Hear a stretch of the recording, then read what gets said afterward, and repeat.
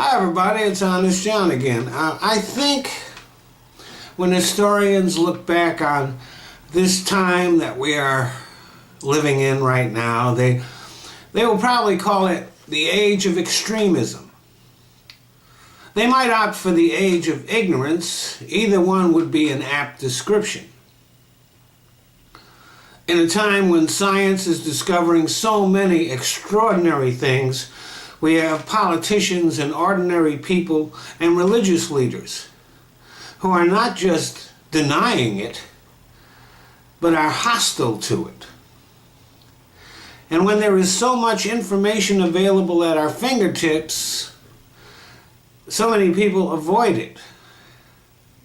Our president and his surrogates constantly lie, and his supporters regard debunking those lies as an act of treason. And fake news gets more traction than actual reporting.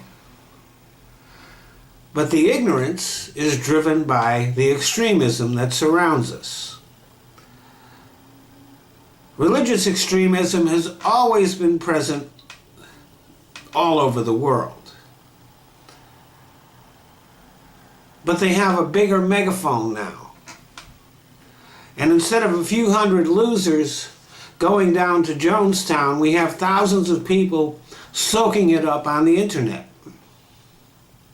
And the fracturing of our society is reflected in the extremism of our politics. Right now, the United States is led by an ignorant racist who has nothing but scorn for our Constitution, our judicial system, and the government that he is supposed to lead. A man who admires dictators and wants to become one of them. And even though he has no religious convictions of his own, sees it as an advantage to fuel the hatred and bigotry of the Christian right.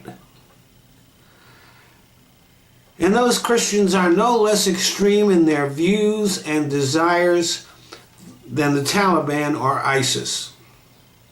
And make no mistake, the Christian right and the Islamic extremists fuel each other.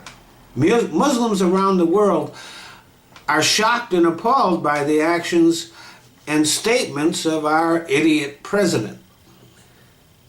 And the radicals in Islam will use those things to recruit more followers.